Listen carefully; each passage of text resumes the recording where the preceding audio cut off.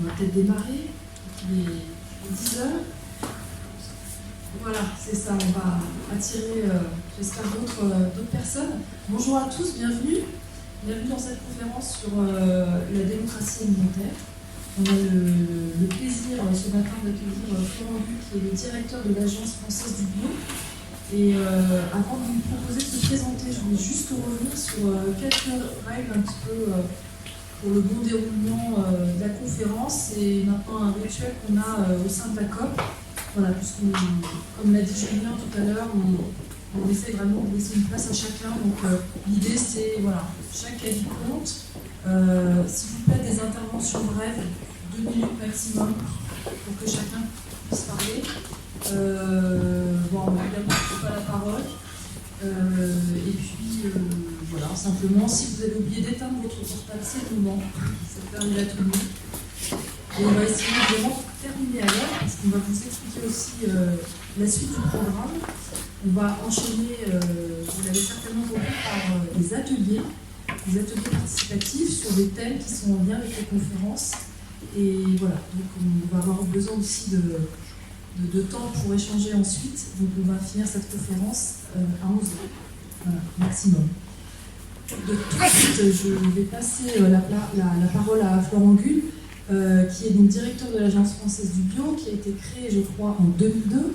Est-ce que vous pouvez nous présenter en quelques mots les missions de cette agence, s'il vous plaît?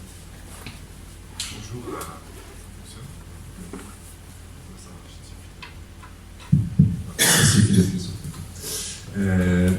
Bonjour à toutes et à tous.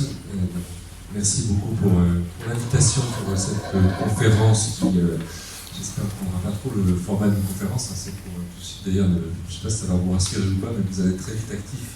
On ne va pas me laisser la parole très longtemps, parce que je parle du principe, pour l'avoir vécu de temps en temps, que sur le sujet de l'agriculture biologique, finalement, vous savez, on dit des fois en France, on a 65 millions de sélectionneurs d'équipes de France de foot, mais je crois que c'est à peu près pareil sur le bio, tout le monde a un avis, et tant mieux. Ça permet assez vite de se dire qu'on peut échanger, si vous avez des questions. Il y a des sujets, il y a des questions ou des interventions sur lesquelles j'aurai probablement des éléments, entre guillemets, un peu d'expertise, ou des choses, parfois d'ailleurs des corrections par rapport à des informations fausses qui peuvent circuler. Et puis il y a beaucoup d'autres interventions où finalement la vie de chacun a la même valeur que ce que moi je pourrais dire. Chacun peut se positionner sur cette question alimentaire, évidemment. Alors, en quelques mots, effectivement, l'agence bio, elle a été créée il y a maintenant 17 ans. À l'époque, c'est pas inintéressant de voir par qui, parce que finalement, d'ailleurs, c'est la même gouvernance aujourd'hui. C'est à la fois l'État et les représentants du monde agricole et alimentaire bio. Alors, sur l'État, c'est intéressant parce qu'à l'époque, c'était les ministres en place, c'était la fin du gouvernement Jospin, on était en 2001-2002, et c'était les ministres de l'Agriculture et de l'Écologie, et le ministre de l'Agriculture c'était Jean Glavany, et le ministre de l'Écologie était Yves Cochet. Donc, comme quoi la question de la cohabitation entre ces deux ministères sur les sujets de la transition agricole n'est pas si nouveau qu'on a bien voulu le dire, notamment c'est bien début 2017, enfin début du quinquennat actuel, quand on se retrouvait avec d'un côté Stéphane Travert et de l'autre côté Nicolas Hulot, où on a l'impression tout d'un coup médiatiquement qu'on découvrait le fait que ces sujets concernent au moins ces deux ministères, bien sûr plein d'autres politiques publiques, mais au moins la question agricole et la question écologique en numéro 1.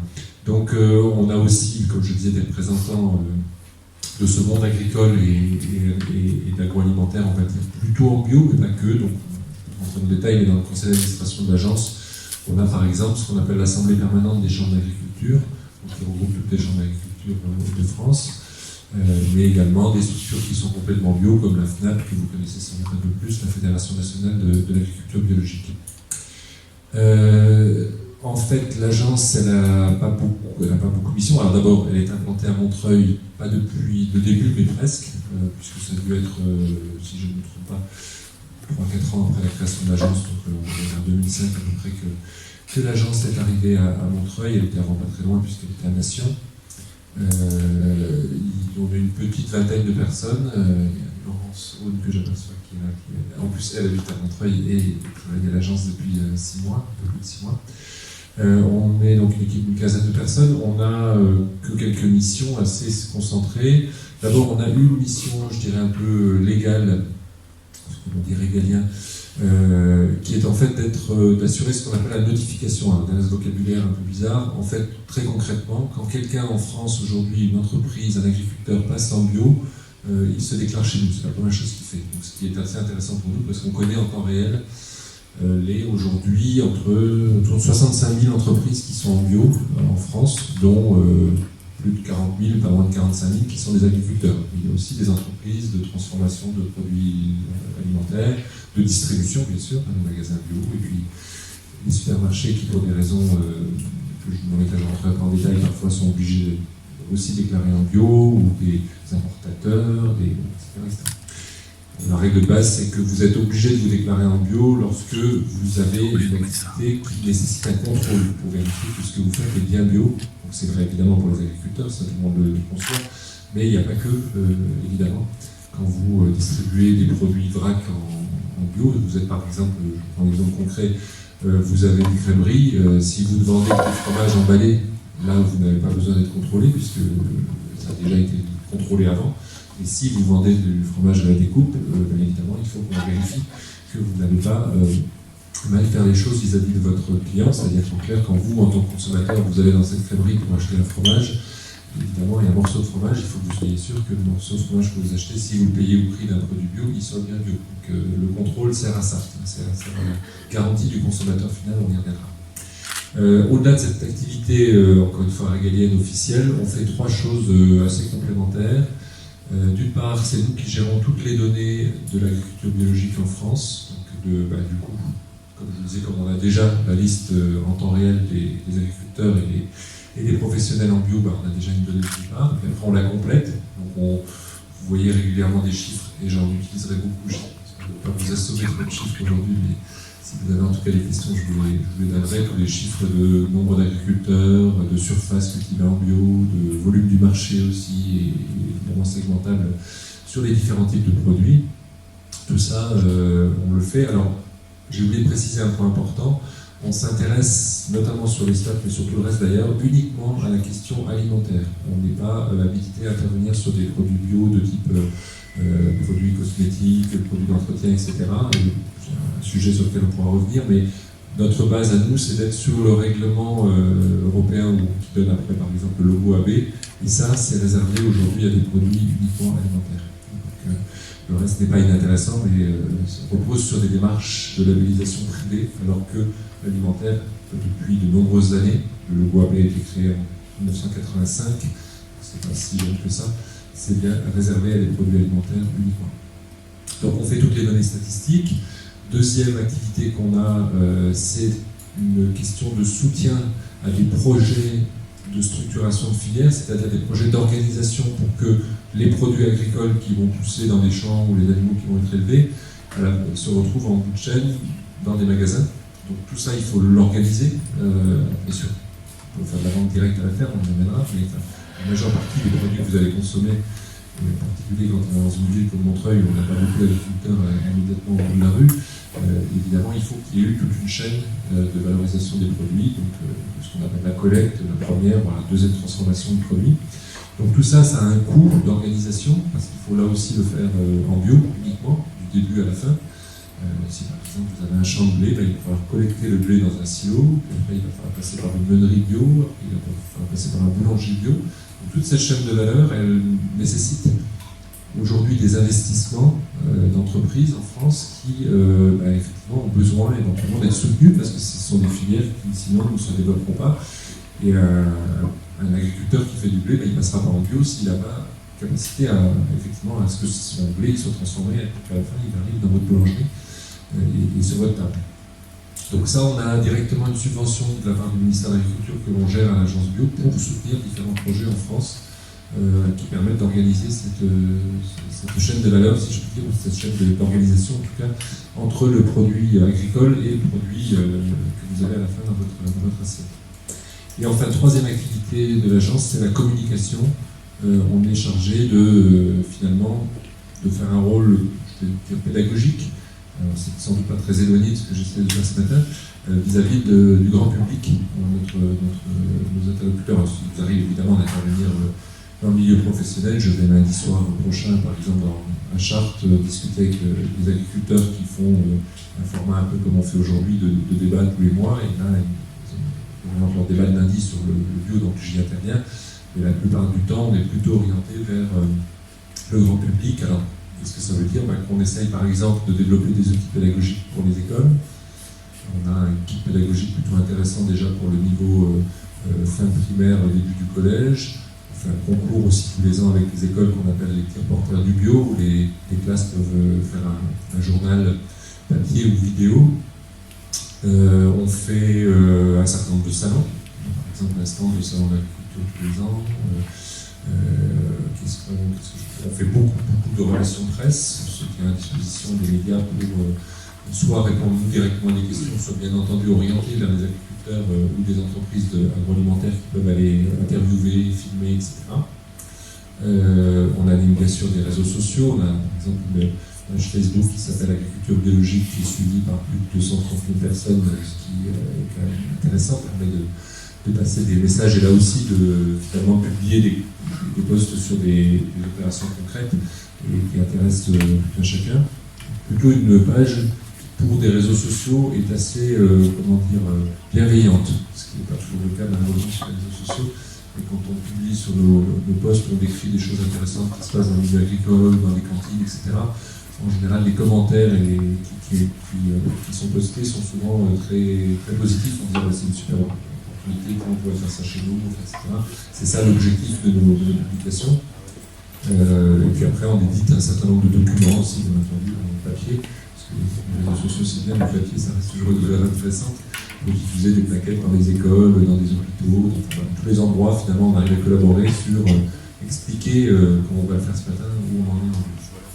Voilà pour nos activités aujourd'hui à l'agence bio, et pour ça, donc, encore une fois, on est entre 15 et 20 personnes à peu près dans notre équipe pour développer ces activités. Merci. Quels sont pour vous les enjeux du bio aujourd'hui?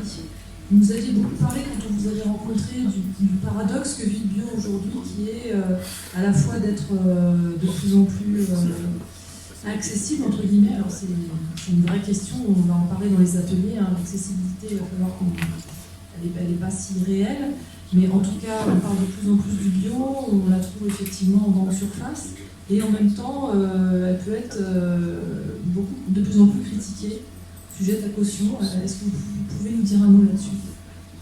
Oui, je crois que c'est ça l'essentiel de notre discussion aujourd'hui, c'est que pour moi, le développement de l'agriculture biologique et de ses produits, c'est effectivement, je vais presque dire un symbole, ou en tout cas un très bon exemple d'un phénomène qu'on connaît dans beaucoup de sujets, comme on dit aujourd'hui, de transition écologique, on va dire d'écologie tout court, parce que la transition c'est bien, c'est mieux quand on arrive au bout de la transition, on va parler d'écologie tout court, c'est-à-dire qu'on souhaite, en tout cas pour beaucoup d'entre nous, que ça se développe. Et effectivement, quand ça se développe, ça pose très vite des questions, voire même ça suscite parfois très vite une réaction de rejet en disant maintenant que c'est beaucoup plus développé, ça doit être moins bien. Ça, on l'entend tout le temps. Le fait de dire quand c'était tout petit, quand on n'était que quelques-uns et au courant que ça existait, c'était forcément bien. Ça aussi, c'est presque ça peut être discutable. Je n'ai pas aucune garantie que c'était mieux avant et qu'en tout cas c'était bien avant. Mais en tout cas, quand ça se développe, accompagné du fait qu'effectivement un certain nombre d'acteurs qui ne sont pas forcément parés au départ de vertu écologique s'emparent du sujet, est-ce qu'on n'est pas en train de dévoyer le modèle? Et le paradoxe, parce que ces questions-là, elles sont évidentes et très intéressantes, je pense qu'elles rentrent au cœur de nos échanges, mais par contre, le vrai paradoxe serait de dire, du coup, il ne faut pas continuer à développer, parce que si d'office, quand ça se développe, c'est moins bien, il faut s'arrêter. Mais alors si on s'arrête, c'est dommage, parce que c'est justement on comptait développer. On pensait que c'était bien de faire. Donc il faut avoir posé, je crois, ou réfléchi ensemble à la question de on veut aller où. C'est pour ça que depuis quelques années, avec l'appui d'études scientifiques, parce que c'est toujours plus facile quand c'est validé aussi par la science, on a, nous, en tout cas moi j'assume clairement une orientation politique qui est de dire l'objectif, c'est d'aller le plus possible vers 100% de produits bio. Comme ça, au moins, les choses sont dites. On n'est pas là pour faire pour faire du petit modèle dans une niche, on doit aller vers l'accessibilité au bio pour tous. C'est un droit, c'est pour moi un droit qui est fondamental, parce que quand je suis arrivé, j'ai oublié de préciser, ça fait un peu plus de 3 ans maintenant que je dirige l'agence bio, avant je travaillais au ministère de l'Agriculture, quand je suis arrivé, j'ai entendu la formulation de projets politiques, je pense à certaines personnes à la Commission européenne par exemple, qui expliquent que c'est bien de développer du bio autour de 4, 5, 10%, comme ça, une partie de la population, globalement ceux qui ont les meilleurs revenus, pourront accéder à ces produits-là. Et pour les autres, on va faire quelque chose d'intermédiaire, pas forcément de caricatural. On n'est pas en train de dire les scandales qu'il y a eu il y a quelques jours sur des circuits alimentaires réservés à des gens vraiment très pauvres.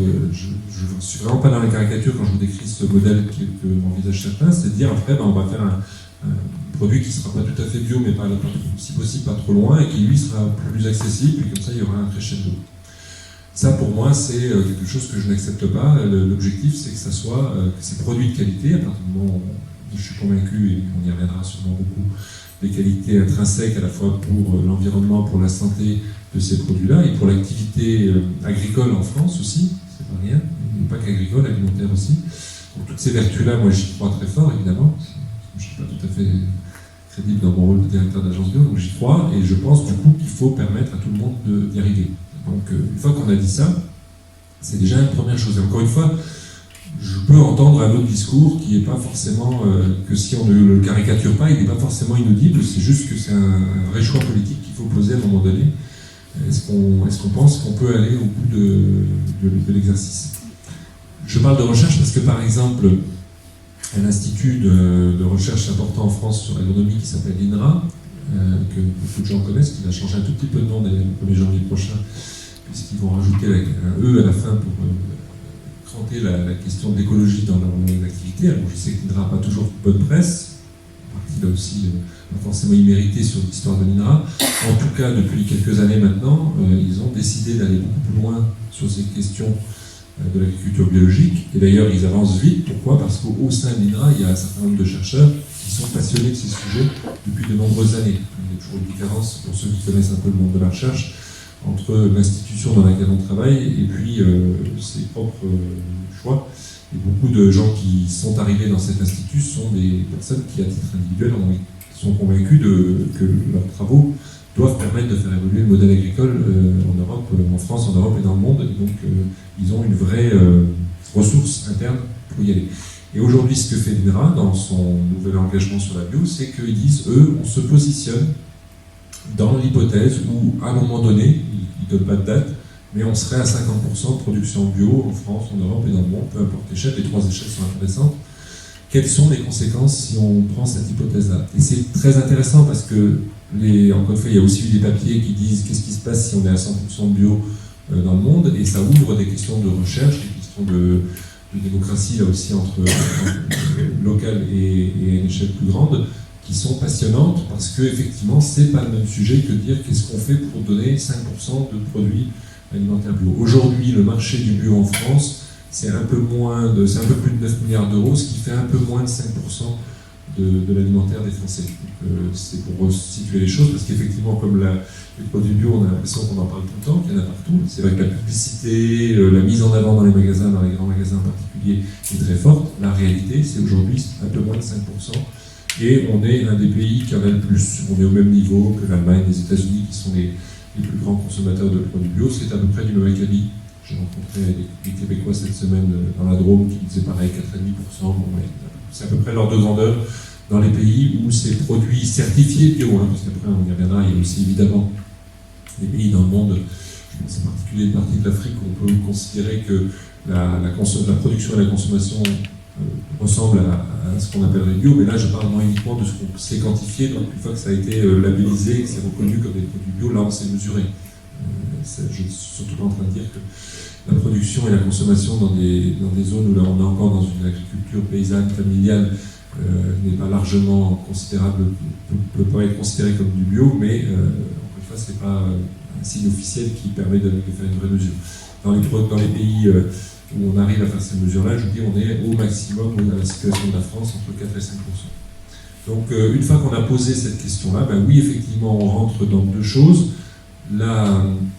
l'aspect de communication sur ce scepticisme au minimum, voire plus, qui est assez, bon, je vous disais moi que je trouve paradoxal parce qu'il est contre-productif à un moment donné. Il est tellement contre-productif d'ailleurs que on se rend compte que les gens qui tiennent aujourd'hui un discours sur finalement le bio c'est plus ça, faut regarder, c'est pas si bien que ça, c'est deux populations assez étonnantes le fait qu'elles se retrouvent dans le même discours. C'est à la fois des personnes que moi j'estime beaucoup parce que c'est notamment des pionniers, des précurseurs du développement bio qui effectivement ont une vraie raison de regarder les choses avec critique et de se dire est-ce que c'est toujours aussi bien, est-ce que c'était pas mieux avant, etc.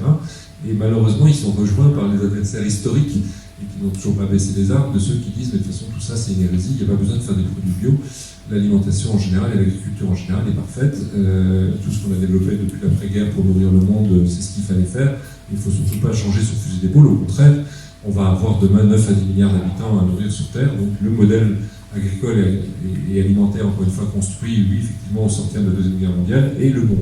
Donc ces mêmes personnes sont ceux qui poussent le fait de dire, mais regardez, finalement, on nous a dit qu'il fallait faire du bio, mais en fait, le bio, c'est pas sérieux, donc bien, maintenant ça se développe, c'est vendu dans les supermarchés.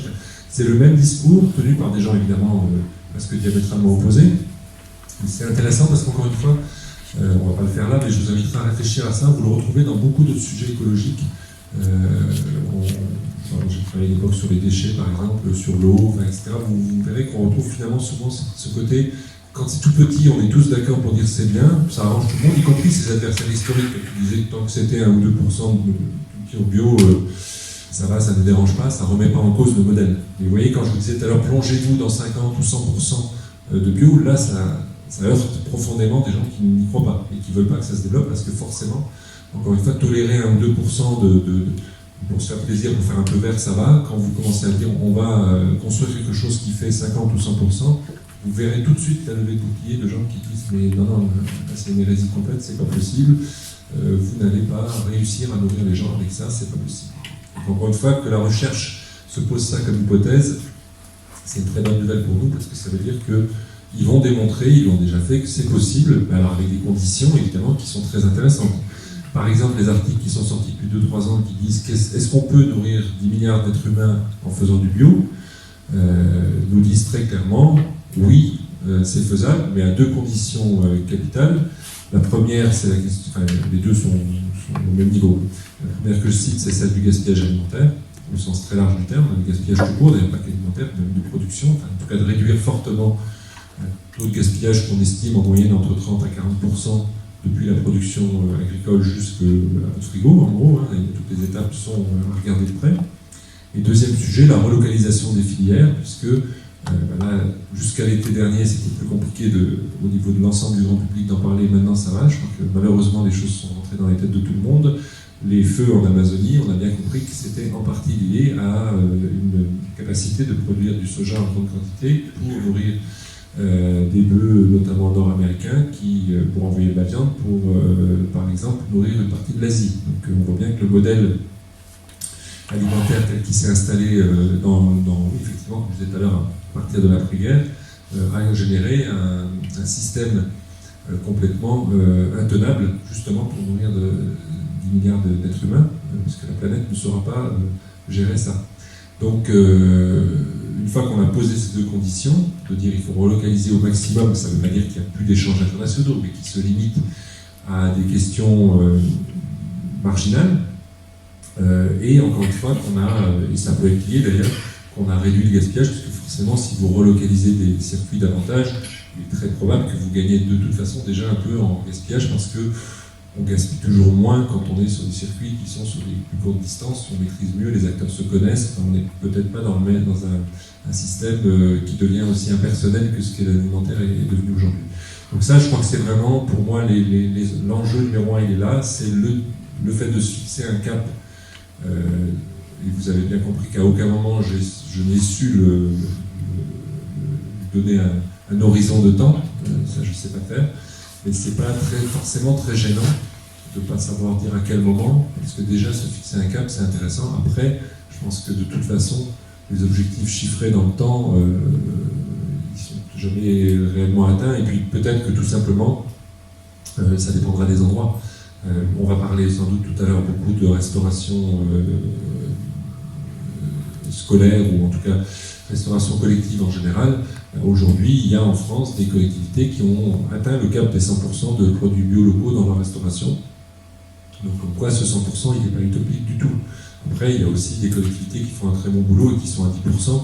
On n'est pas, le temps n'est pas forcément une question. Enfin, évidemment qu'il y a une urgence climatique et une urgence environnementale énorme, mais ceci étant, il faut faire les choses bien. Et moi, je me refuse à donner un timing trop précis parce que ça, après, c'est justement, ça va venir sur la deuxième partie de ce qu'on voulait aborder, et ce qui va être encore plus le cas dans les ateliers après, la question justement de la démocratie participative et représentative, comment on fait effectivement pour construire ce chemin. Parce qu'en fait, l'objectif, c'est une chose, et encore une fois, ça aussi, il faut en débattre, bien sûr, quel est l'objectif du groupe qui se mobilise sur un sujet comme la COP ici, par exemple.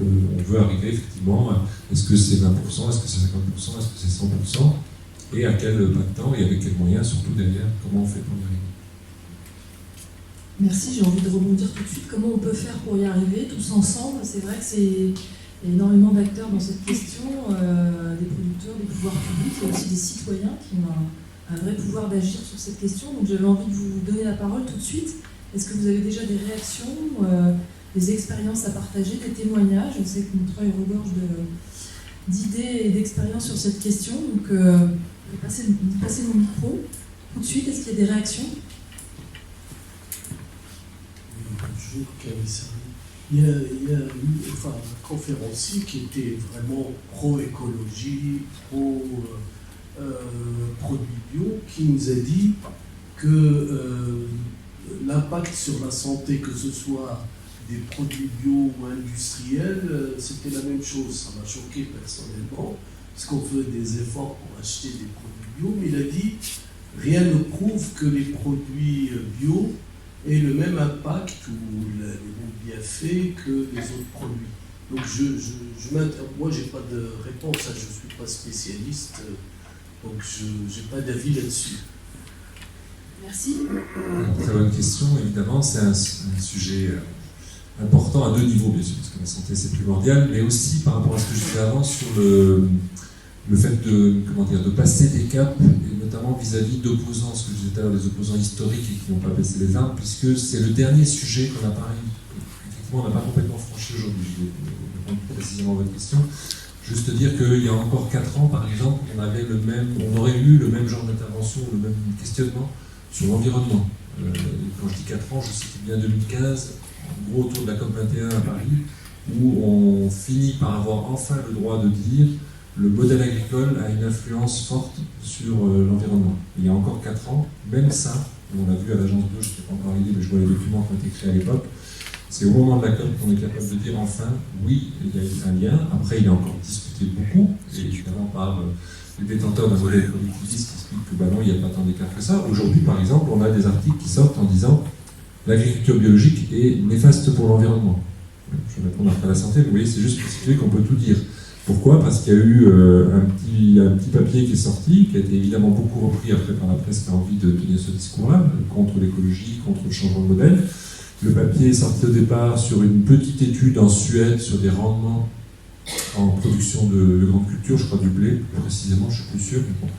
Ou en passant en bio, sur ces terres-là en Suède, ils ont diminué le rendement de plus de la moitié, je ne sais plus si on était à 30 ou à 50% du rendement précédent par le passage en bio. Et c'est connu le fait que, en tout cas, quand le moment où l'agriculteur passe en bio, il y a souvent une chute de rendement. Parfois, quand la gestion des terres, une fois qu'elles sont redevenues productives, fait qu'on remonte un peu, mais on a toujours des rendements plus faibles. Et donc l'argument pour toujours la cible de nourrir 10 milliards d'êtres humains en 2050 ou en 2100, était de dire, il va donc falloir 2 fois plus de terre pour nourrir, si on avait la même population, comme en plus entre-temps la population va augmenter, pas tout à fait doubler, mais en tout cas augmenter considérablement, on n'aura jamais assez de terres agricoles, et en tout cas il va falloir défricher comme des fous, il va falloir enlever toutes les forêts pour faire des terres agricoles, etc. etc. Donc on arrive, si vous voulez, en tirant des raisonnements qui au départ sont en grande partie faux, effectivement arriver à un paradoxe, c'est-à-dire attention, regardez, le développement de l'agriculture biologique, c'est en fait une hérésie environnementale. Sur la santé, on a le même sujet, qui est de dire finalement, on a très peu d'études justement qui se placent dans cette question de développement important de la bio, parce que pour avoir un impact santé, il faut être dans un des scénarios que je décrivais tout à l'heure, au moins 50, sinon 100%. Sinon, ça ne fonctionne pas. Ce qui veut dire d'ailleurs que ce qu'a dit l'intervenant dont vous parlez tout à l'heure n'est pas complètement faux. Aujourd'hui, on a très peu d'éléments de preuve que manger, avoir un régime très bio aurait un impact positif sur la santé. Pourquoi ? Parce que les scientifiques du domaine médical, les médecins, travaillent sur évidemment des cohortes, des statistiques sur plusieurs années. Et en fait, aujourd'hui, évidemment, on n'a pas de cohorte comparative de gens qui auraient consommé depuis 30 ans 100% de produits bio versus des gens qui, depuis la même période, consommeraient 0 produits bio. C'est ça, en fait, qu'il faudrait pour pouvoir en tirer des conclusions. Néanmoins, une première étude de ce type-là a été publiée l'an dernier, en octobre 2018. Elle a été reprise, vous trouverez peut-être plus facilement sur Internet, par des articles, notamment un article dans Le Monde de Stéphane Foucard, que certains connaissent sans doute parce que c'est un journaliste qui s'investit beaucoup sur ces questions d'écologie et de santé et d'agriculture biologique en particulier. Et donc cette revue qui a été publiée par l'INRA dans une grande revue scientifique américaine travaille effectivement sur une cohorte qu'on appelle BioNutriNet. Donc c'est de mémoire, si je ne me trompe pas, 80 000 personnes qui répondent depuis plusieurs années volontairement à des enquêtes pour savoir comment ils consomment. Alors, ça a été décrié souvent en disant oui, mais cette cohorte justement elle est basée sur des volontaires, donc ça biaise le résultat. Mais justement dans cet article-là, ils en tiennent compte. Dès le départ, ils corrigent le biais, puisque le biais est connu. Les gens décrivent non seulement ce qu'ils mangent, mais décrivent aussi qui ils sont.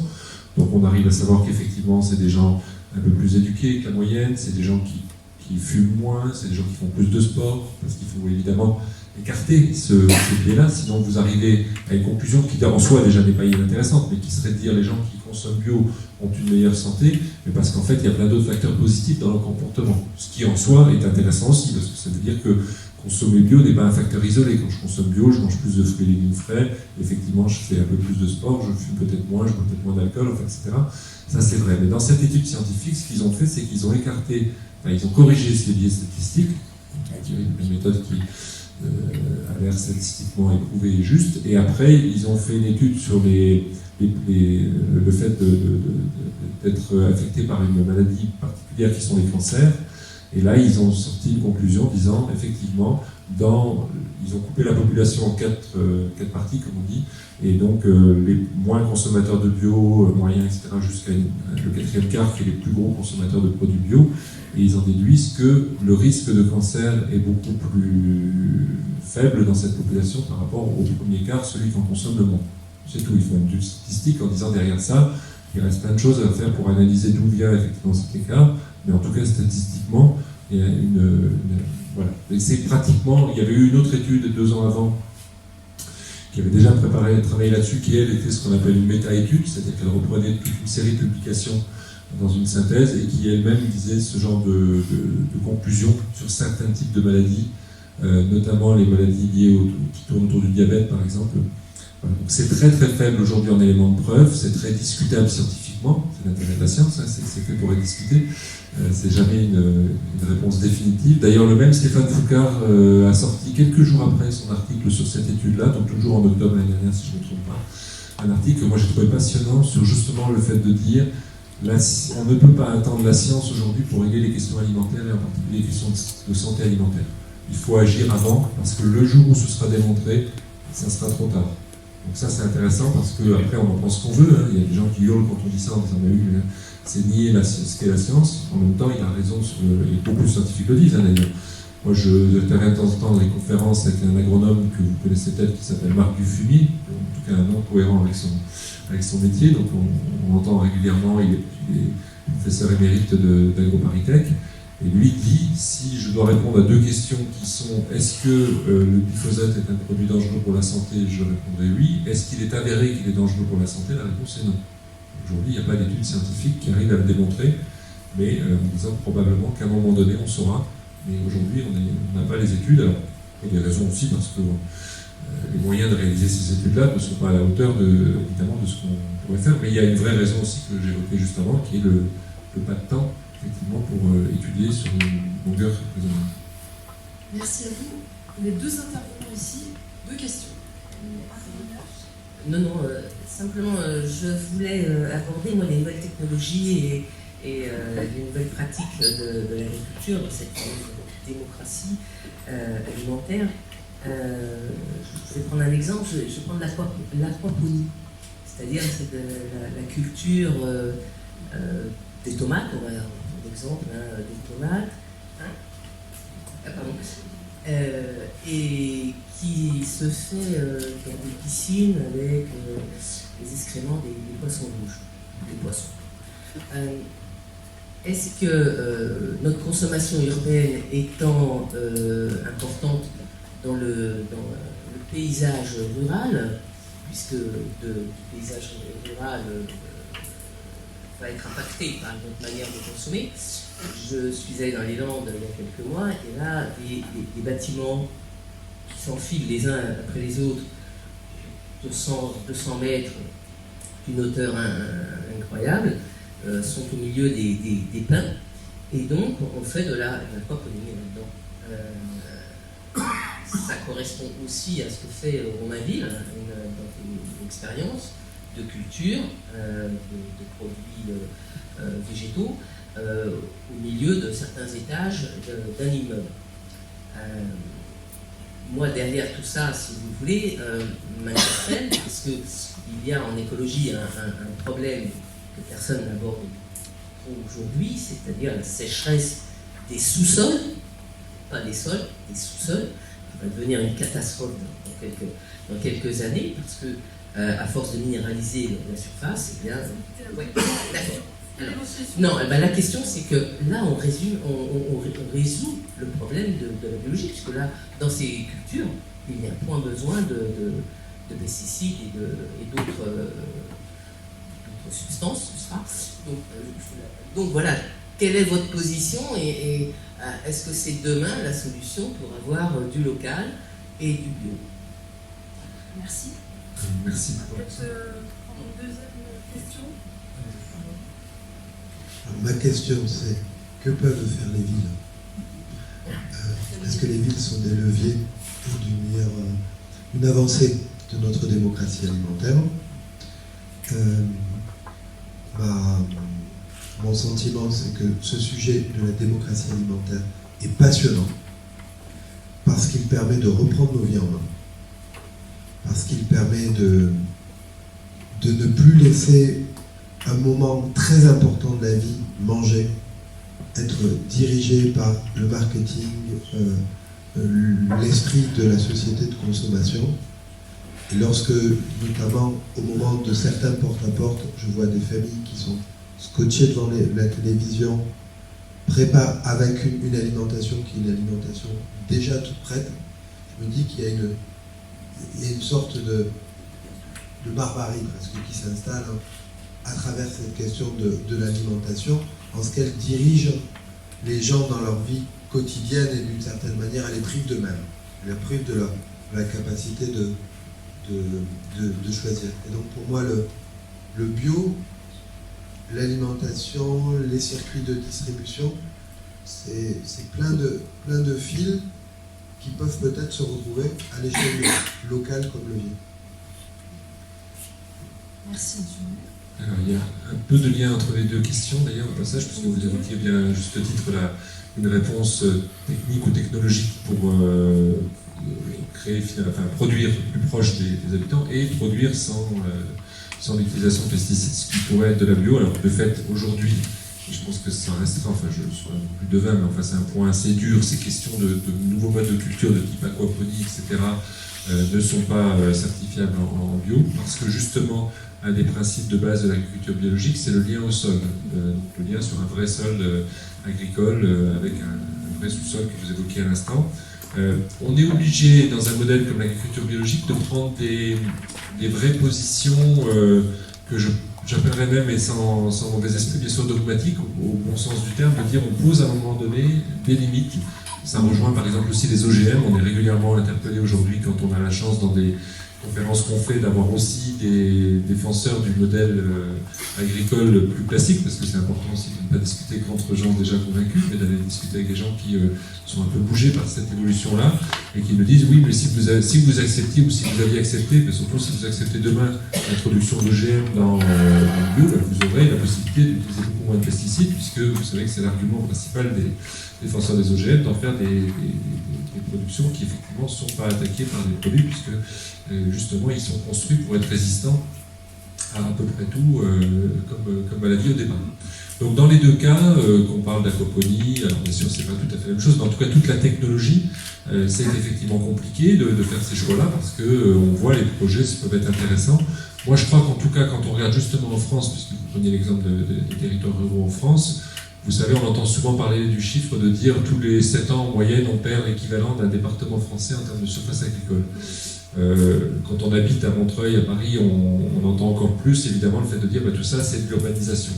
Mais sachez que c'est que partiellement vrai. C'est vrai que c'est en petite majorité le sujet de l'urbanisation, le sujet numéro 1. Mais aujourd'hui, en France, on perd des terres agricoles par en fait désaffection complète, c'est-à-dire des territoires allés par exemple en Auvergne. Moi j'ai vu souvent, j'ai mon papa qui habite en Auvergne. On a une partie, ça se voit, même en passant à 2 ans d'intervalle au même endroit, vous voyez qu'il y a une partie des terres parce que l'élevage recule, parce que le métier d'éleveur est compliqué, difficile, on a du mal à trouver, on parle tout le temps de déserts médicaux en France et c'est vrai, mais il y a aussi des déserts agricoles qui sont en train de s'installer à une vitesse énorme, pratiquement je vous dis aussi rapide que l'urbanisation galopante qu'on voit autour des grandes villes. Et là aussi c'est de la perte de terres agricoles. Donc ça veut bien dire à l'inverse que, même si c'est pas facile bien entendu, mais il y a moyen d'utiliser beaucoup mieux les terres agricoles en France, en Europe et dans le monde, et de ne pas laisser effectivement disparaître ce capital-là, et de rester sur l'idée forte qu'une agriculture de qualité, en particulier bio, se fait sur des terres et sur des vrais sols, parce qu'on a les moyens de le faire. Après, bien entendu, la question d'aménagement du territoire, ça rejoint d'ailleurs la deuxième question sur les villes. Au-delà des villes, il y a déjà aussi, bien sûr, une question rurale, et il faut traiter les deux en même temps. Il y a une question de relation ville-campagne qu'il faut qu'on arrive à réfléchir là aussi en termes démocratiques. Il y a eu des expériences intéressantes en France qui se sont bâties là-dessus. Alors souvent dans des villes peut-être moins urbaines que Montreuil ou Paris et sa région en tout cas. Mais moi je pense que c'est faisable d'avoir une vraie collaboration. Pas du tout une situation où il y aurait la ville qui utiliserait la campagne pour produire son alimentation, voire pour récupérer ses déchets après, parce que c'est un modèle qui malheureusement existe, et peut-être d'ailleurs un modèle qui, si on laisse faire, s'installe tout seul, parce qu'il est un peu naturel. Il y a de plus en plus de gens qui habitent en ville, et donc on peut se servir de la campagne encore une fois comme un lieu de production et dans lequel on renvoie nos déchets après. Mais par contre, si on arrive à installer une collaboration entre la ville et la campagne, on peut là aussi en termes démocratiques construire quelque chose d'intéressant, parce que finalement, d'abord ça éviterait peut-être aussi d'en arriver à des caricatures qu'on voit de plus en plus. Je ne sais pas si vous avez entendu le mouvement en ce moment d'une partie de la représentation syndicale agricole autour des zones de non-traitement, qui se traduit par le fait de dire maintenant on va mettre le feu autour des villes. Donc, comme relation ville-campagne, je pense qu'on est parti complètement de l'autre côté de ce qu'il ne faut pas faire, parce que c'est évidemment pas comme ça. On est beaucoup, j'imagine, dans cette salle par exemple, à habiter aujourd'hui plutôt dans des villes denses, et pas forcément en être originaire, ou en tout cas, y compris sur la génération précédente par exemple, et pouvoir soi-même d'avoir vécu à des moments plutôt à la campagne, plutôt en ville. En tout cas, il faut qu'on réfléchisse à ça. Donc oui, les villes sont un outil de structuration de cette évolution de l'alimentation, mais encore une fois, en intégrant dès le départ que ça ne peut se faire qu'avec le monde rural. Alors ça peut être les premières couronnes autour des villes, mais ça peut aussi être, pourquoi pas, une collaboration à plus longue distance, parce que, encore une fois, l'alimentaire ne peut pas se résumer. Moi, je connais il y a un groupe de chercheurs très intéressant sur Montpellier, ce qui s'appelle la chaire UNESCO, qui travaille beaucoup sur l'alimentation. Et Nicolas Brica, qui est le grand spécialiste de cette équipe-là, a fait un calcul un jour en disant pour alimenter la ville de Montpellier intégralement avec à 50% avec des produits locaux, il faut toute la surface de l'Hérault, du département de l'Hérault. Mais alors du coup, le reste des habitants de l'Hérault, ils n'ont pas à manger. En tout cas pas local. Donc ça montre bien que les collaborations, elles doivent se faire à une échelle plus vaste même que celle d'un département comme celui de l'Hérault. Et que du coup, bien entendu, il faut aussi travailler ce type de culture, parce qu'actuellement, si vous voulez faire ça dans l'Hérault, vous avez intérêt à avoir des gens qui se nourrissent surtout de vin parce que c'est comme ça l'agriculture qui s'est beaucoup développée. Donc c'est une idée, mais enfin, c'est pas là, si on revient sur les questions de santé, c'est beaucoup plus important de limiter sa consommation de vin que de le faire forcément en bio. Donc plus sérieusement, établir des collaborations, avoir un travail de fond qui dit le local c'est bien, ça a plein de vertus, mais on voit bien que ça peut d'abord se heurter à la question de dire si vraiment on veut faire du local, on va faire les tours légumières qu'on voit, par exemple en Asie du Sud-Est, dans des grandes villes, on voit ces projets où finalement chaque habitant d'un appartement aura son jardin sur son palier. Moi, je ne suis pas un grand fan de ce modèle-là parce que je pense qu'il ne va pas dans le bon sens. Et encore une fois, même le local, au sens où on l'entend parfois, quelques kilomètres autour de chez soi, ça ne nourrira pas des villes demain. Donc il faut effectivement imaginer une collaboration à une échelle plus grande, en toute intelligence et encore une fois en équilibre de respect entre les habitants des deux zones, de la ville et la campagne. Merci. Alors j'avais une intervention ici et une après là. Peut-être deux questions. Merci.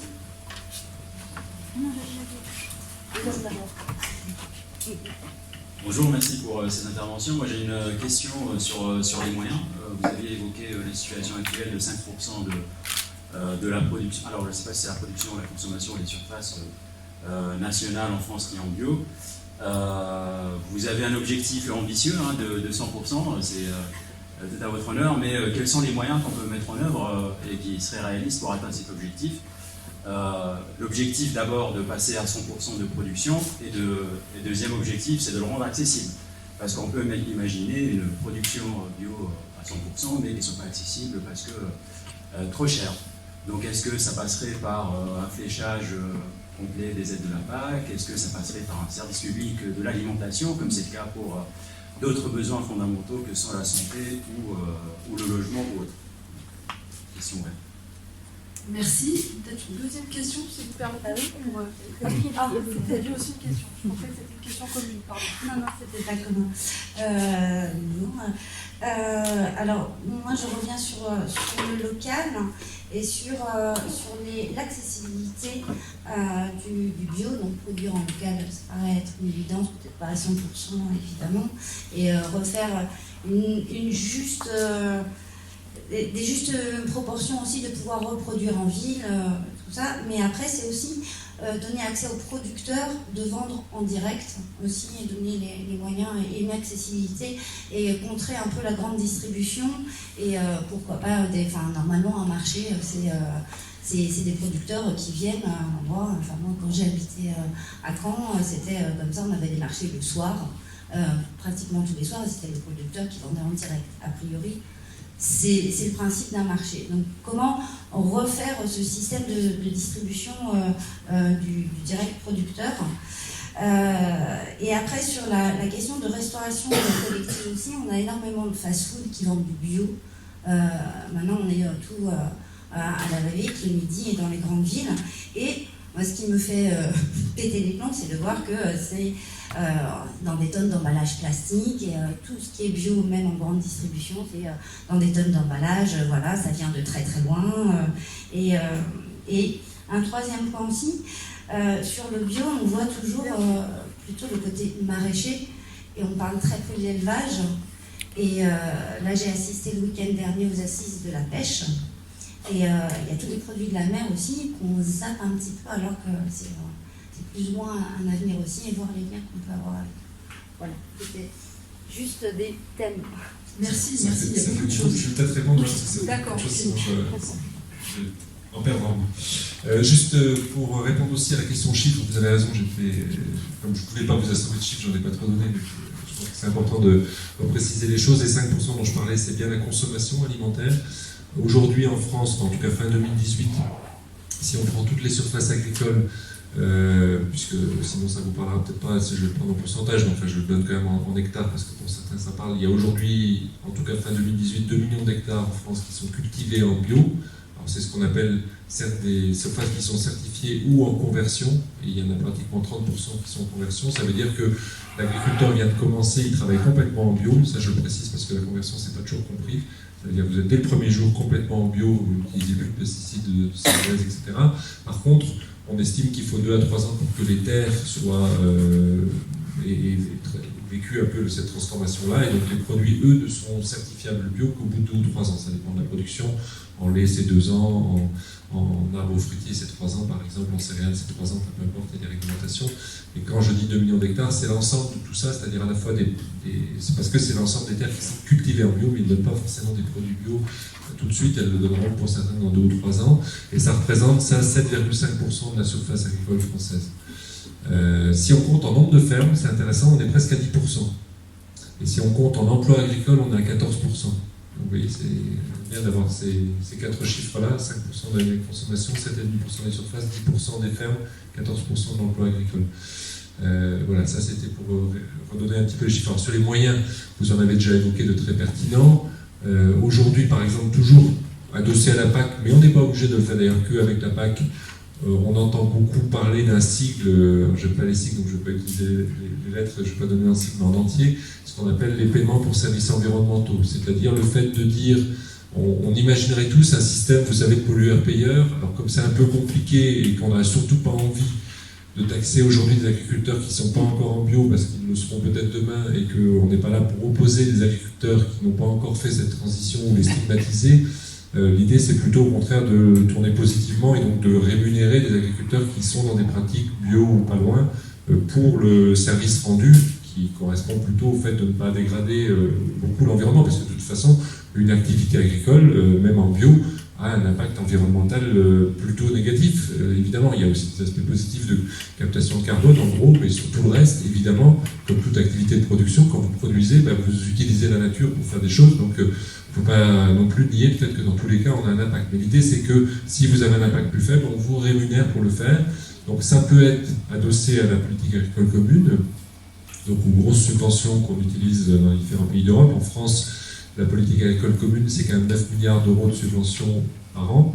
Donc on voit que c'est des budgets extrêmement conséquents sur lesquels on pourrait faire bouger les choses. Mais par exemple, la ville de Haute-Paris utilise ça sur les captages d'eau potable de Bourgogne, si je ne dis pas de bêtises. Ils ont installé un système de paiement pour services environnementaux, c'est-à-dire quand des agriculteurs passent en bio à proximité des captages d'eau potable que la ville de Paris va chercher très loin, ils les rémunèrent par une subvention qui s'appelle un paiement pour service environnemental. L'agence de l'eau Adour-Garonne l'a mis en place aussi, ils ont copié un modèle qui était fait en Suisse. Enfin, on a déjà des expériences très significatives là-dessus. À l'occasion, vous retrouverez sur le site internet de l'agence bio des vidéos du dernier séminaire international qu'on a fait le 18 juin dernier, où il y a 2 témoignages, donc les Suisses et l'agence de l'eau Adour-Garonne, qui expliquent comment ils ont mis en place ce système-là. Donc il y a plein de moyens effectivement pour favoriser ça, mais l'un des moyens qu'on peut retrouver, et ça rejoint la question de M. le maire tout à l'heure, c'est le fait d'utiliser la demande, donc notamment la restauration collective, mais pas que. Par exemple, aujourd'hui, la distribution de produits bio, et ça va peut-être vous surprendre, y compris dans certaines chaînes de magasins, de grands magasins, je veux dire, donc Biocop par exemple, là oui, l'a déjà fait, certains autres magasins spécialisés le font, et on a même de temps en temps, par exemple Carrefour ou Système U qui le font, de permettre en fait aux agriculteurs d'être accompagnés financièrement sur la durée pour passer en bio. Alors on dirait qu'ils le font aussi parce qu'ils ont besoin de produits bio, de contact, mais en tout cas, il y a des démarches aujourd'hui de distributeurs qui construisent effectivement dans la durée, c'est-à-dire qui accompagnent l'agriculteur non pas juste en disant on va vous acheter vos produits, ce qui est déjà une chose, mais carrément de leur garantir des prix fixés à l'avance et sécurisants sur 4, 5, 6, voire parfois 10 ans, de façon à permettre cette transition avec un filet de sécurité qui est le fait de dire on vous verse un argent régulier. Donc la politique agricole commune aujourd'hui en France le fait. Alors vous avez sans doute entendu parler du retard de paiement des aides, ça c'est un sujet, mais on a quand même un système en France,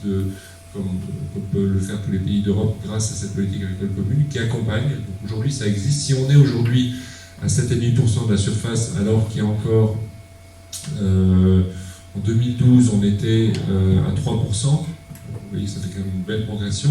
C'est aussi grâce à ces soutiens financiers qui existent. Aujourd'hui, qui ne sont pas suffisants, probablement, mais en tout cas, ils existent et ils fonctionnent. Bon. Après, sur la question des chaînes de restaurants rapides, par exemple, de la grande distribution, etc., vous avez notamment évoqué le plastique. Alors, je ferai une petite explication de texte quand même sur le plastique, parce que je pense que c'est important. Oui, les produits bio vendus, en tout cas en frais, les frais dans la grande distribution sont souvent sur plastique. C'est pas une fatalité. Comme disaient certains, on pourrait faire le contraire.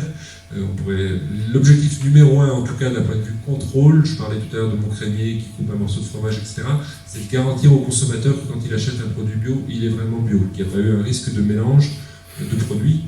Je ne parle même pas de... Donc le plastique, il est là pour, au départ, garantir ça vis-à-vis du consommateur.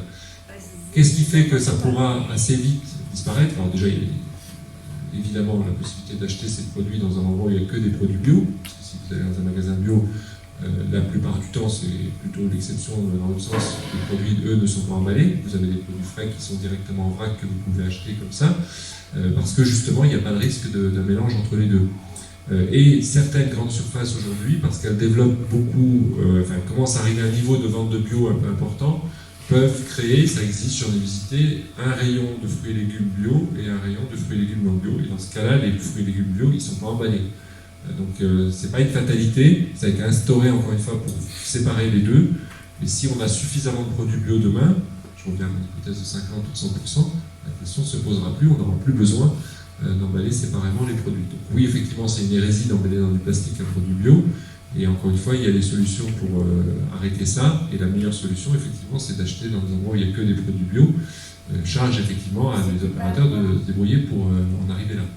Le propos, c'était plus le direct producteur et comment favoriser. Oui, alors le direct, pardon, vous avez raison, c'est une question primordiale. Alors ce direct producteur, tout à l'heure quand vous avez commencé la question sur les outils, je pensais qu'on allait parler aussi d'outils numériques, donc parlons-en. C'est vrai qu'aujourd'hui, moi je trouve qu'il commence à y avoir une offre très intéressante de producteurs qui peuvent faire de la vente directe, y compris à distance. J'étais donc cette semaine en Drôme, j'ai été voir on faisait une visite groupée, on a vu un agriculteur qui s'est installé il y a 3 ans dans une ferme où il fait de l'élevage, oui, principalement de l'élevage, donc des fromages et de la viande. Par exemple, lui, aujourd'hui, il livre dans toute la France. Vous avez un site internet, vous pouvez commander. En plus, il livre avec un opérateur que je connais bien qui s'appelle Chronofresh. Chronofresh, c'est la filiale de la Poste, la Chronopost, en fait, qui se sont rendus compte à un moment donné qu'ils avaient des camions qui faisaient de la livraison de petits colis d'autres choses, voire de colis alimentaires, en tout cas réfrigérés, ces camions qui circulent en fait à vide, ou presque à vide, qui sont bien remplis. Donc ils sont greffés là-dessus, ce qui fait qu'aujourd'hui, vous êtes capable de livrer sans qu'il y ait, en tout cas au départ, un impact spécial, puisque ces camions, ils circulaient déjà. Vous avez juste optimisé la place dans des camions pour que, c'est un peu comme du covoiturage, si je puis dire. Alors ça veut évidemment à terme, c'est encore mieux de diminuer le nombre de camions qui circulent, mais encore, c'est des petits véhicules. Ces petits véhicules, encore une fois, on a fait le constat à un moment donné qu'ils circulaient à quasi vide et qu'on pouvait y rajouter des colis pour faire cette livraison. Vous avez par exemple une chouette entreprise là, qui s'est installée dans le 18e, qui s'appelle Rutabago, vous regarderez là aussi sur internet, ils font de la livraison de colis de produits frais 100% bio pour que vous puissiez faire à manger pour 2, 3 ou 4 personnes chez vous. Et puis sinon, moi quand je vais vous quitter tout à l'heure, je vais aller chercher mon panier du samedi que je commande dans des produits de Picardie, dans la sauce qui s'appelle Quel Bon Goût, qui a maintenant 3 sites de distribution à Paris, dont le plus proche d'ici est quand même pas très loin, puisque c'est le quartier Saint-Blaise, mais qui a vocation à, ces sauces-là peuvent se diffuser un peu partout, et là c'est de la vente directe. La sauce en question garantie qu'elle ne prend pas plus de 20%, et c'est pour rémunérer les salariés de la sauce qui vont chercher les produits, etc. Donc ces nouveautés-là, c'est quand même très récent. Ça revient à dire, quand on parle de circuit court, il y a deux définitions du circuit court, je ne sais pas si vous voyez l'idée. Il y a des gens qui parlent de circuit court en termes de distance, et sinon circuit court en termes d'intermédiaire. Et en fait, raisonner sur les deux, parce que souvent, la vraie question, c'est le nombre d'intermédiaires. C'est-à-dire, si vous réduisez le nombre d'intermédiaires, vous avez une capacité à mieux rémunérer un agriculteur au départ, et avec des produits qui seront moins chers pour le consommateur. Et en fait, pour moi, le vrai sujet du circuit court, il est celui-là. Bien sûr, souvent, les deux notions se confondent, mais n'empêche que le vrai sujet, c'est est-ce qu'on peut faire du direct ou du presque direct, un intermédiaire utile comme la sauce que je citais, la Quel Bon Goût, ça c'est intéressant, mais il n'y en a pas besoin forcément d'autres. Merci. Je vois que l'heure tourne, il est presque 11h, donc il y avait 2 dernières interventions. Je propose qu'on termine pour ne pas prendre trop de retard avec les ateliers où on pourra continuer de toute façon les échanges. Et Florent Gull nous fait l'amitié de rester un petit peu, donc on est très contents. Donc voilà, on pourra quand même continuer à échanger. Donc madame, et puis madame là-bas. Je vais faire très court. J'ai eu un certain nombre de réponses, et c'est vrai que la démocratie accoudée à la notion d'alimentation nous renvoie, nous un peu plus anciens militants, on a un peu négligé ça, on a fait un peu la lutte des classes, je regarde Dominique et d'autres, et on a un petit peu oublié la lutte des assiettes, on va dire, et c'est vrai que tout ça, ça répond à une vision un peu globale de couper un petit peu ruralité, ville, avec une notion très claire, en tout cas politiquement, d'envisager la modernité aussi avec une certaine industrialisation notamment de notre alimentation. Et on voit bien que quand on touche à l'alimentation, on touche à tout, on touche à la santé, on touche à l'éducation, on touche à l'écologie, au climat, à l'eau, enfin il y a un certain nombre de choses. Et depuis donc quelques années, à peu près une décennie, on a vécu dans le Cantal, dans le Lot, et on se rend compte que, au retour de Montreuil, beaucoup de choses ont avancé peut-être beaucoup plus vite qu'en milieu rural. Et aujourd'hui, enfin en tout cas, ce qui m'intéresse, et monsieur le maire l'a un petit peu posé comme question, oui, au niveau de Montreuil, 110 000 habitants, ou peut-être un peu plus ou un peu moins, je ne sais plus, qu'est-ce qu'on peut faire? Il y a des initiatives évidemment qui existent, récolte urbaine, récolter aussi tout ce qui est déchets alimentaires. Moi, ce qui m'intéresse aussi, on habite le quartier de la Boissière, on n'a pas un seul lieu bio pour manger un peu plus, enfin très très court, mais ma question en tout cas, qu'est-ce qu'on peut faire au niveau local aujourd'hui pour essayer aussi, non pas d'éduquer, hein, vous voyez, là on est à un entre-soi, on est tous d'accord, mais c'est comment faire en sorte que les gens s'alimentent mieux, et c'est vrai que seuls, nous avec nos petits bras, on peut pas, et c'est vrai que le jeune homme qui est derrière moi a énoncé l'idée financière, ben oui, je pense que c'est tout le monde accepter de mettre un peu plus cher et de manger mieux, donc voilà, c'est des injonctions un peu comme ça qui ne sont pas évidentes. Oui. Je suis désolée, mais voilà, il faudra de vous demander d'être bref, parce qu'il y a encore une intervention et voilà, le temps. C'est amusant parce que ça se nouvelle. Moi, je reviens sur les Montreuil, c'est plus petit. Le maire avait parlé de remplacer les essences d'arbres quand on les plante par des arbres fruitiers. Exploiter toute surface possible, je ne sais pas ce que ça veut dire, mais au sein de la ville, ce qui n'est pas encore fait. Peut-être même faire passer une loi, c'est moi qui vous dis ça comme ça, l'obligation, quand on a des immeubles modernes, de faire des ruches sur les toits, ou en tout cas récupérer un nombre de mètres carrés énorme comme ça. Inciter la population à avoir une jardinière au balcon avec des fleurs mellifères. 2 jardinières par balcon, ça finit par faire beaucoup. Et ainsi de suite, ce genre de tas de volontés peuvent quand même, non pas assurer, je suppose, une émancipation complète alimentaire, mais c'est ça que je voulais vous demander. Est-ce qu'on peut avoir un vague chiffre sur combien de mètres carrés il faut pour au moins couper de moitié les besoins alimentaires d'une ville comme Montreuil? C'est un peu compliqué parce que ça dépend ce qu'on appelle les besoins alimentaires. Oui, bah, ça, je pose la question. Et ouais, voilà. Et aussi ouvrir des mini-centres un peu dans toute la ville, et non pas que dans des endroits comme à la mairie où il y a tout ce qu'il y a de bio et rien ailleurs, par les trucks, même si c'est paradoxal. Qu'est-ce que vous pensez qu'il faut faire pour irriguer les quartiers? Merci.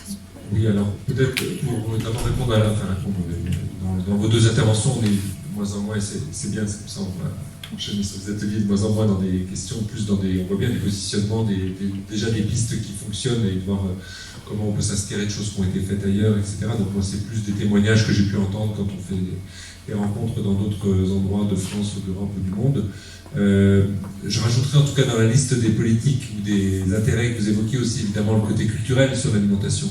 Ça, moi, ça me tient beaucoup à cœur parce que, par exemple, quand on parle bio, on entend souvent dans les fameux problèmes qu'on évoque vite, alors on en a évoqué plein, notamment le plastique tout à l'heure, il y a un sujet qui est l'importation. Et moi, c'est un sujet qui me tient à cœur parce que je trouve que le discours, en tout cas, consistant à dire un produit bio qui vient de l'étranger, c'est pas bien parce qu'il vient de l'étranger. Je préférais qu'on s'arrête sur cette phrase de temps en temps quelques minutes. Moi, je l'ai entendu il y a maintenant 1 an ou 2, ça m'est arrivé en direct dans un magasin bio où j'étais derrière une cliente qui demandait au responsable de la caisse si le produit qu'elle était en train d'acheter était bien français, et elle a enchaîné tout de suite en lui disant de toute façon on sait bien que les autres c'est des tricheurs et des voleurs. Comme ça au moins on avait bien posé les choses. Donc faisons attention sur cette question de local, de produits français, etc. Bien entendu, pour toutes les raisons positives qu'on a évoquées tout à l'heure et que vous évoquez dans ce que vous dites à l'instant, il y a des vertus au local, notamment des vertus pédagogiques. Moi, je reviens à ce que vous dites sur l'agriculture urbaine. Évidemment que toutes les pistes que vous donnez, elles sont bonnes. Elles ne nourriront pas la commune de Montreuil, ça c'est sûr. Ouais, on aurait du mal à donner un chiffre parce que c'est compliqué, parce que si vous voulez, ça revient à ce que quelqu'un évoquait tout à l'heure, à laquelle je n'ai pas répondu, je crois que c'était vous, madame, sur la question du maraîchage et des fruits et légumes. Alors, on ne se nourrit pas que de fruits et légumes, donc si vous voulez, si vous commencez, il faut quand même... Aujourd'hui, 80 à 90% des surfaces en bio à l'échelle de la France, et ça marche à l'échelle du monde, c'est pour faire de l'élevage. Donc le poids aujourd'hui, c'est important de se dire, quand on veut faire une agriculture de qualité, on a besoin d'élevage aussi, parce que c'est du retour évidemment d'excréments au sol, c'est une sorte de, on appellerait aujourd'hui d'économie circulaire. En tout cas, je reviens sur ma question culturelle et ma question d'échange. Je pense qu'il faut vraiment qu'on travaille aussi sur ces aspects-là, y compris, je vois par exemple le travail formidable de l'association VRAC qui avait démarré dans la banlieue est de Lyon, qui d'ailleurs vient de s'installer à Paris et qui a entre-temps avec à Strasbourg et je crois à Toulouse. VRAC, en fait, qui s'installe dans des quartiers difficiles pour fournir à prix coûtant des produits agricoles. Pas forcément bio, mais il y en a 80-90% qui sont bio. Et en fait, ils ont travaillé après, évidemment, sur des cours de cuisine. Et des cours de cuisine qui sont partis aussi du fait qu'un certain nombre, alors plutôt de femmes dans ces quartiers-là, et de grand-mères, même pour en partie, avaient encore une connaissance culinaire forte, des recettes de grand-mère de différents pays du monde, et de faire passer cette question-là, parce que comme disait M. le maire tout à l'heure, on se retrouve quand même aujourd'hui dans des populations, et en particulier dans les populations les plus pauvres, les moins éduquées, à une relation à la nourriture qui engendre en particulier, au-delà de tout ce qu'on a déjà dit, des problèmes de coût. Moi, je connais des gens qui ont peu de moyens et qui se nourrissent extrêmement avec qui dépensent beaucoup pour se nourrir. Parce que moi, j'ai connu, par exemple, une très bonne amie à moi quand j'habitais à côté de Bordeaux, et un jour, j'ai découvert, tout simplement parce qu'elle était à la maison avec tous ses enfants et qu'au moment où ils commençaient tous à avoir faim, on s'est dit on va faire une grosse plâtrée de pâtes, laquelle ne savait pas faire des pâtes. Et quand vous en êtes là, vous lui dites, mais Séverine, comment tu fais? Alors, elle était mère célibataire avec 4 enfants, comment tu les nourris, tes enfants? Et ben, elle me dit, par exemple, au moins une fois par jour, le midi ou le soir, c'est McDo. On va au McDrive, on récupère et on mange ça à la maison. Donc vous imaginez Et je me suis dit, mais on s'apprêtait à bosser avec elle sur son budget parce que vous avez fait plusieurs appels du pied en disant, faut que vous m'aidiez, j'y arrive pas, machin. On a commencé par le budget alimentaire, qu'on n'avait pas du tout prévu parce que, je sais pas, on n'avait pas identifié que c'était le premier sujet. Et en fait, c'est le premier sujet. Et ce qui rejoint ce que je disais au tout début, quand on nous dit vous allez faire une alimentation pour les riches, c'est pas vrai. L'alimentation bio, elle a vocation, et avec un accompagnement énorme, bien entendu, à revenir à du produit brut, à refaire à manger, etc. et à sortir d'une consommation qui est très très chère. Quand vous allez à McDo avec 3 gamins qui étaient plutôt des ados à l'époque, ça vous coûte une blinde. C'est très très cher, et en plus au bout de 2 heures, vous avez à nouveau faim. Enfin, c'est bien sûr les impacts santé, les impacts déchets, etc. qu'on a déjà évoqués, mais en plus, rien que si vous regardez que la question budgétaire, c'est un mauvais choix. Enfin, mais par contre, c'est des gens qui, dans son cas, les fruits et légumes, c'était inaccessible. Elle ne savait pas quoi faire d'un légume, puisque je vous dis, elle ne savait pas faire des pâtes. Donc, vous voyez un peu Et ça, après, on a du coup bossé avec le centre social du quartier, qui avait des cours de cuisine. On a réussi avec eux à faire le lien entre production agricole et cuisine. Donc je crois qu'on a vraiment tous ces sujets, il faut les prendre ensemble. C'est l'intérêt des ateliers qui vont avoir lieu maintenant. C'est de se dire qu'effectivement, on ne peut pas prendre par un seul sujet. C'est pour ça que moi, évidemment, je porte la question bio, mais on est bien clair sur le fait que ça comporte tout un tas d'autres sujets et qu'il faut hiérarchiser après dans les plans d'action la priorité des priorités. Je crois qu'il faut... Moi, je commence volontiers plutôt par la question de l'habitant, de la consommation. D'ailleurs, dans les dernières questions que vous avez évoquées, on entend bien la question de l'accessibilité des magasins bio qui ne sont pas partout, etc. Donc, comment faire pour qu'éventuellement on ait un lien direct avec les producteurs, comment on peut organiser ça. Ça fonctionne souvent. Aujourd'hui, par exemple, j'ai vu quand j'étais dans la Drôme, il y a des producteurs qui commencent à dire comme on est beaucoup à être passé en bio, les prix commencent à baisser pour les producteurs parce qu'il y a finalement il y a un petit risque que si la demande n'augmente pas aussi vite, finalement il y a trop d'offres. C'est déjà arrivé dans l'histoire du bio, dans les années 2010 par exemple, après les impulsions données par le Grenelle de l'environnement. Ça rejoint un peu ce qu'on disait sur les moyens. Si on pousse trop à la production bio et qu'en même temps on n'a pas développé la consommation, on va faire un modèle qui peut ne pas marcher. C'est-à-dire où finalement les producteurs se sont engagés en bio, ils ont des produits un peu trop nombreux dans un temps donné par rapport à la consommation, et du coup ils vont se retrouver avec des produits qui vont être obligés de brader, parce que c'est le problème de l'offre et la demande. Donc si ces producteurs dès le départ ont été inscrits dans un circuit type AMAP, type vente directe, etc., ça sécurise là aussi leur production. Ils passent non seulement en bio ou dans une agriculture en tout cas vertueuse, mais ils savent déjà à qui ils vont vendre les produits, et le consommateur, lui, de l'autre côté, il sait aussi qu'il a qu'il est sûr qu'il va pouvoir se nourrir avec des produits de qualité. Donc il faut effectivement, moi je pense qu'on a intérêt, c'est ce que je comprends bien dans le travail de la COP, notamment ici et dans tous les projets qui se développent dans des villes, de partir effectivement plutôt de la demande alimentaire, de ne pas oublier dès le début les producteurs, sinon on va refaire la coupure que je disais tout à l'heure, on va faire dans cette collaboration vie de campagne. Mais c'est sûr que l'enjeu numéro 1, il est les consommateurs. Pourquoi? Parce que si vous prenez dans l'autre sens, moi je dis tout le temps, il n'y a aucun agriculteur qui s'est levé un matin, que ce soit aujourd'hui ou il y a 20 ans ou il y a 40 ans, en disant tiens c'est super, je vais mettre plein de pesticides dans mon champ. Il est évident que l'évolution de l'agriculture, elle a été liée à une évolution de la consommation, c'est-à-dire qu'on a voulu tout simplifier, on a fait ses pommes et ses tomates de toute la même forme pour les poser dans des rayons de magasins, etc. Et pour faire ça, vous êtes obligé, si je puis dire, d'utiliser des pesticides. Il faut bien faire les choses dans l'ordre, c'est pas dans l'autre sens. Donc à un moment donné, si on fait évoluer le modèle alimentaire, si on arrive à recréer cette démocratie alimentaire dont vous avez parlé là, et pour finalement expliquer aux consommateurs ou aux citoyens que c'est pas une fatalité, qu'on peut manger autrement, et que d'ailleurs ça a d'autres vertus, que grâce à cette évolution-là, on va pouvoir améliorer l'environnement, mais aussi améliorer le revenu des agriculteurs, parce que c'est quand même un sujet primordial aujourd'hui. On a beaucoup d'agriculteurs qui ne vivent pas de leur métier, qu'ils soient bio ou pas bio, c'est pas la question. Donc ça sera, on peut faire les deux en même temps, faire évoluer vers un modèle agricole plus respectueux de l'environnement et de la santé, mais aussi au passage leur permettre d'abord d'améliorer leur propre santé aussi, mais aussi leur niveau de revenu. Parce qu'effectivement, si on supprime les intermédiaires et en tout cas si on les réduit, on va gagner sur tous ces fronts-là. Donc c'est encore une fois de partir du consommateur citoyen, mais faire en sorte qu'on associe le plus tôt possible les autres acteurs, dont l'acteur clé qui est l'agriculteur. Voilà. Merci beaucoup sur cette question.